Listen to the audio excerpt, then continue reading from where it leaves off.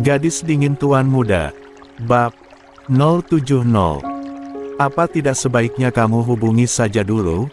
Kalau dia sedang belajar, kamu bisa mandi dan bersih-bersih dulu kan? Kamu bahkan memakai baju yang sama dari kemarin. Cegat Mando. Dia mengerti kalau Algaskar khawatir, tapi dia sampai tidak bisa berpikir jernih. Algaskar berhenti, dia menoleh ke arah Mando, lalu merogoh saku celananya. HP Al di kamar, ujar Algaskar lalu berjalan ke arah lift untuk mengambil ponselnya. Al pakai ponsel papi, ujar Mando kembali menghentikan langkah Algaskar. Mana? Minta Algaskar menengadahkan tangannya ke arah Mando. Biar papi yang. Algaskar memotong ucapan Mando kemudian mengambil ponsel. Mando. Biar Al saja, ujar Algaskar mengotak-atik ponsel Mando untuk menghubungi Rahmi. Huff, Mando hanya menghela nafas melihat kelakuan Algaskar. Halo, sayang kamu di mana? Tanya Algaskar saat Rahmi baru saja mengangkat telepon. Aku di depan, jawab Rahmi. Depan mana? Tanya Algaskar bingung. Depan rumah, aku udah pulang, ujar Rahmi. Algaskar langsung berjalan keluar tanpa mematikan sambungan telepon, diikuti Mando yang tidak sempat bertanya. Setelah sampai di depan, mereka bisa melihat Rahmi baru turun dari motor. Sayang, panggil Algaskar mematikan sambungan, lalu menyerahkan ponsel Mando. Begitu saja, Mando mendengus kesal melihat kelakuan kurang aja Algaskar. Algaskar berjalan ke arah Rahmi, melihat Rahmi Algaskar jadi lega, entah sejak kapan tapi saat Rahmi tidak ada di depan matanya, atau tidak tahu di mana keberadaan Rahmi, dia langsung cemas dan uring-uringan. Tanpa bertanya Algaskar membawa Rahmi ke dalam pelukannya. Rahmi kaget mendapat pelukan tiba-tiba.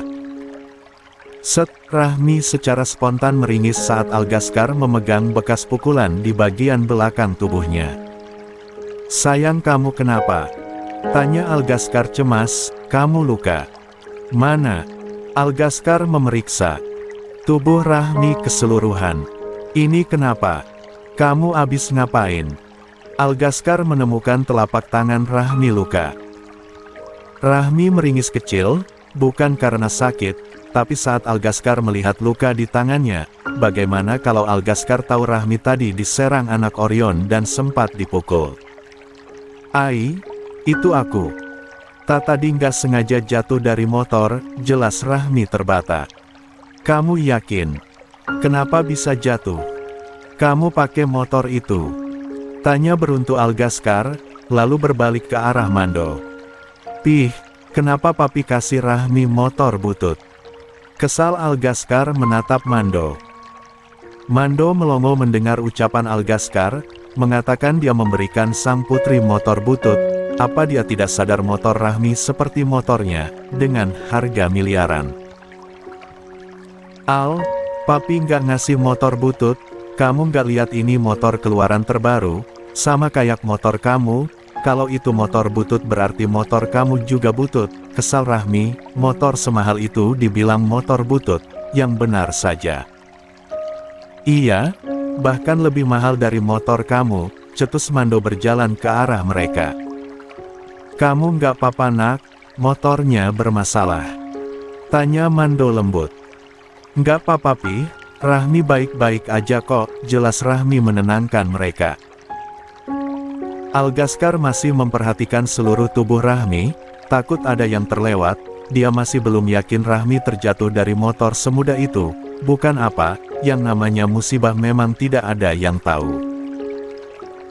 Tapi Rahmi seorang pembalap, kalau memang jatuh nggak mungkin cuma luka gores di telapak tangannya, kecuali kalau memang dia sangat pelan membawa motor, tapi kalau pelan kenapa bisa jatuh, walaupun Algaskar cukup lega sang kekasih tidak parah, tapi dia belum percaya Rahmi hanya sekedar jatuh.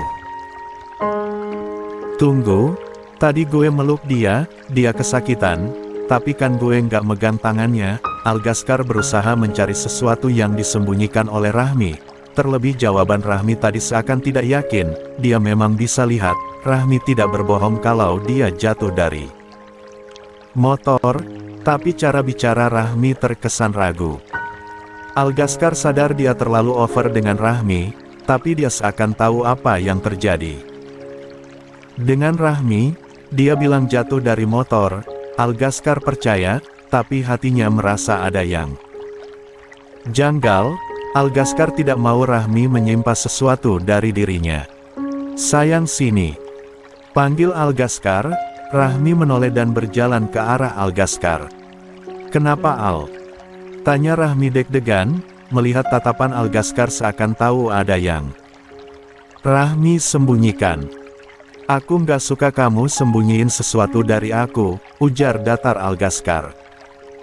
Dek. Rahmi dengan susah payah menelan ludahnya, dia yakin Algaskar tahu kalau dia menyembunyikan sesuatu. Iya Al, aku ngerti, balas Rahmi. Algaskar perlahan membawa Rahmi ke dalam pelukannya.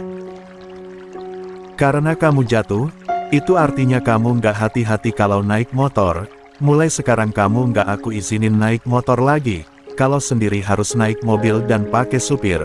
Kalau mau naik motor sama aku, mutlak Algaskar tidak ingin dibantah. Rahmi langsung mendongak, dia tidak terima kalau harus berhenti naik motor.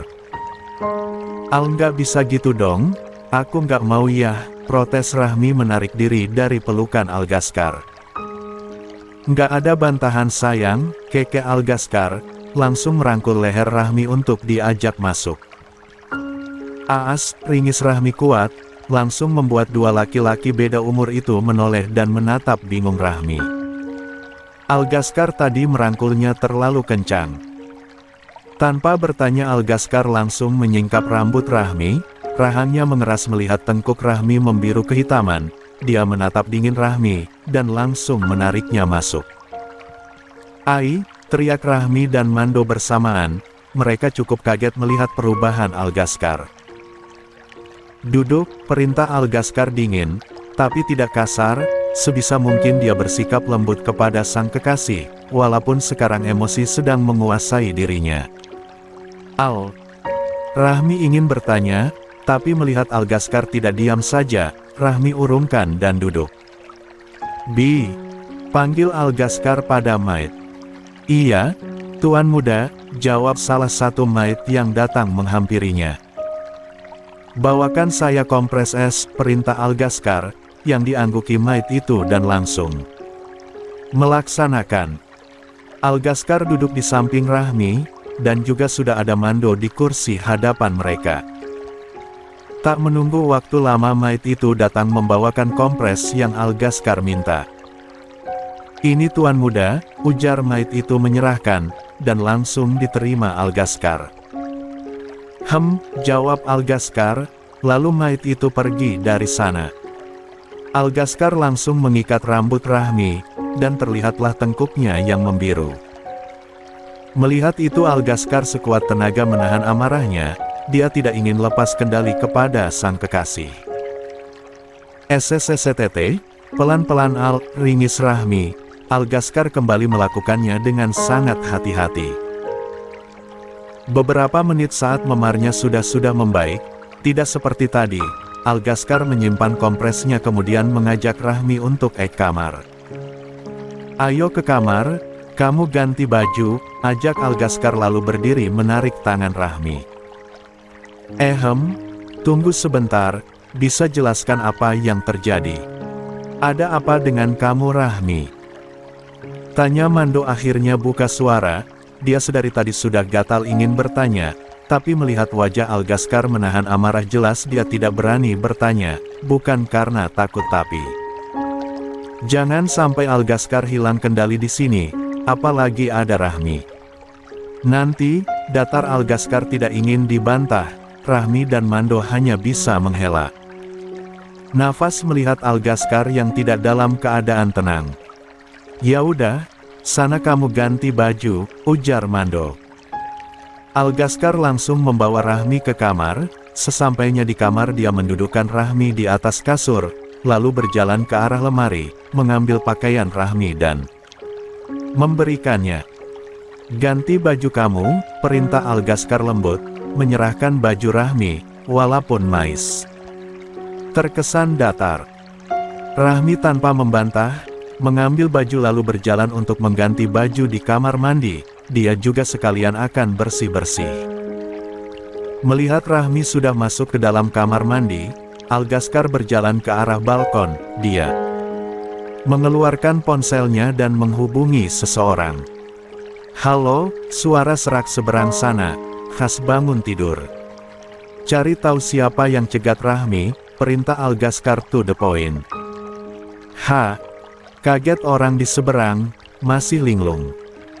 "Aduh Al, gue baru bangun, jelasin lagi gue masih kurang ngerti," pinta Raka, dia baru bangun tapi langsung disuruh mikir. "Cari siapa yang cegat Rahmi tadi pagi di jalan," ulang Algaskar walaupun masih sama. "Kok bisa ada yang cegat Bu Bos, Ken?" "Tut," Algaskar langsung mematikan sambungan. Saat mendengar suaramu pintu terbuka, dia menoleh dan melihat Rahmi baru saja keluar dari kamar mandi, dengan keadaan sudah segar. Algaskar berjalan masuk, melewati Rahmi, tanpa berkata hanya memberikan satu kecupan lalu masuk ke kamar mandi. Rahmi pun hanya diam, takut Algaskar jadi marah kalau dia berbicara. 15 menit berlalu, Algaskar sudah keluar dari kamar mandi dengan badan yang segar. Dia mengambil baju yang memang tersedia di kamar Rahmi, lalu memakainya. Setelah memakai baju, dia berjalan ke arah Rahmi, lalu duduk di sampingnya. "Ingin menjelaskan sesuatu?" tanya Algaskar membuka suara. "Al, aku nggak apa-apa, aku tadi nggak sengaja ketemu sama anak Orion, karena aku nggak sadar, mereka serempet motor aku sampai jatuh," jelas Rahmi, dia tidak menjelaskan semuanya karena dia juga sudah memberikan pelajaran pada mereka. Kamu tidur aja," ujar Algaskar, dia tahu ada yang Rahmi sembunyikan tapi dia tidak akan memaksa, dia akan mencari tahu sendiri. "Kamu baru bangun?" tanya Rahmi. Algaskar mengangguk sebagai jawaban. "Iya, kamu belum makan?" "Belum." "Kamu makan dulu, aku temenin," ajak Rahmi sudah berdiri. "Enggak. Kamu tidur aja, aku bisa kok makan sendiri." Tahan Algaskar tidak ingin Rahmi menemaninya, dia memang lapar tapi dia bisa makan sendiri, karena ada yang akan dia bahas dengan Mando. "Kamu yakin?" pastiin Rahmi. "Yakin sayang, gih tidur," yakin Algaskar, membantu Rahmi berbaring, lalu memakaikan selimut. Sebelum keluar Algaskar memberikan kecupan di kening Rahmi. Algaskar keluar menuju meja makan, dia tidak ingin mengganggu tidur Rahmi. Dibawa Algaskar langsung menuju meja makan, dia merasa lapar apalagi hari sudah cukup siang. "Ai," panggil Mando berjalan ke arah meja makan. Algaskar menoleh dan melihat Mando menghampirinya. "Kenapa Pi?" tanya Algaskar di sela makannya. "Apa yang terjadi dengan Rahmi?" tanya Mando. "Al makan dulu, nanti kita bahas, Rahmi juga sedang tidur," ujar Algaskar, diangguki Mando, sebaiknya memang dia bahas ini lebih serius. "Baiklah, Papi tunggu di ruang kerja Papi," beritahu Mando berjalan keluar area meja makan. Algaskar hanya menanggapi dengan anggukan, dan melanjutkan makannya. Beberapa menit berlalu, Algaskar sudah menyelesaikan makannya. Dia berjalan ke arah ruang kerja Mando. "Tok, tok." "Masuk," jawaban dari dalam membuat Algaskar langsung masuk. "Pih," Mando mendongak saat dipanggil. "Kamu sudah selesai?" tanya Mando basa-basi. Algaskar ingin sekali menanggapi tapi sekarang lagi keadaan serius. "Iya," jawaban singkat. "Jadi, apa yang ingin kamu jelaskan?" tanya Mando. "Rahmi dicegat oleh anak Orion di jalan," jawab Algaskar, dia sudah tahu kalau Rahmi pasti dicegat di jalan, tapi dia baru tahu siapa setelah dia katakan tadi, dia tidak menyuruh. Raka berhenti mencari tahu, karena dia ingin tahu apa yang mereka lakukan, tidak mungkin hanya sekedar menyerempet. Apa mereka melakukan sesuatu? Tanya Mando lagi. Rahmi tidak bilang, tapi aku akan cari tahu, jelas Algaskar. Beritahu papi kalau kamu butuh bantuan, atau mau papi saja yang turun tangan. Tawar Mando. Ini masalah kecil, biar Al yang urus, tolak Algaskar. Mando mengangguk tanda mengerti. Kini Algaskar sudah menghubungi Raka, dia ingin bertanya bagaimana hasil pencariannya. Gimana? Tanya Algaskar setelah Raka mengangkat panggilan. Yaelah, bukannya nanyain kabar dulu, gerutu Raka, karena baru saja diangkat langsung minta hasil. Jawab datar. Algaskar menjawab singkat. Yang cegat anak Orion, mereka sempat nyerang Bu Bos, tapi untungnya Bu Bos kuat jadi bisa ngalahin mereka, ya mereka cukup babak belur dibuat Bu Bos, jelas Raka. Kumpulin anak-anak, nanti malam kita serang Orion, perintah Algaskar. Oke, tenang aja, yang lain udah pada siap, jawab Raka. Setelah tahu apa yang terjadi, Raka sudah bisa memastikan apa yang akan Algaskar lakukan, jadi dia mempersiapkan cepat. Tut, Algaskar mematikan sambungan. Kamu tidak butuh bantuan papi? Tanya Mando lagi menawarkan. Tidak perlu pi, papi awasi saja mata-mata itu, bukannya dia sudah masuk hari ini. Jawab Algaskar. Iya, seperti permintaan Rahmi, dia sekarang sudah berjaga di sel Sonia, dari pantauan belum ada pergerakan, dia pintar juga, tidak langsung beraksi, agar tidak dicurigai, jelas Mando. Yang penting mereka tidak kelaur, kecuali sesuai rencana. Kamu tenang saja, semua sudah diatur, kita hanya perlu menunggu aksi mereka. Karena sampai saat ini belum ada pergerakan, dan orang itu juga belum melapor apa-apa. Algaskar mengangguk tanda mengerti, dia akan mengurus Orion dulu, mereka tidak boleh lolos dalam keadaan baik-baik saja. Tekat Algaskar. Al ke atas dulu, pamit Algaskar. Jangan macam-macam Al, peringat Mando. Algaskar berbalik menatap Mando dengan senyum miring, papi tidak ingin cucu. Tanya Algaskar santai, Mando melotot mendengar ucapan Algaskar. Aii, awas kamu berbuat macam-macam, tekan Mando memperingati Algaskar. Jadi papi tidak mengharapkan seorang cucu dari Rahmi, ujar Algaskar terlihat serius. Berhasil mematik rasa bersalah Mando, karena secara tidak sengaja dia tidak mengharapkan kehadiran cucu. Bukan begitu Al, geram Mando merasa dijebak. Lalu, Al akan beritahu Rahmi soal ini, kemungkinan dia akan lebih memilih tinggal dengan Al daripada papi, ancam Algaskar. Papi mau cucu dari Rahmi, tapi tidak dari kamu, giliran Mando yang membuat Algaskar kesal. Jangan mimpi, karena semua anak yang keluar dari rahim Rahmi, harus beniku, tekan Algaskar tidak terbantahkan. CK. Jaga bahasamu Al, kalau ada yang mendengar bagaimana. Kesal Mando, dia tidak habis pikir, kenapa Algaskar bisa berbicara sefrontal itu. Papi yang mancing, ujar Algaskar menyalahkan Mando. Kenapa jadi papi? Kamu benar-benar mau tidak papi restui? Ancam Mando.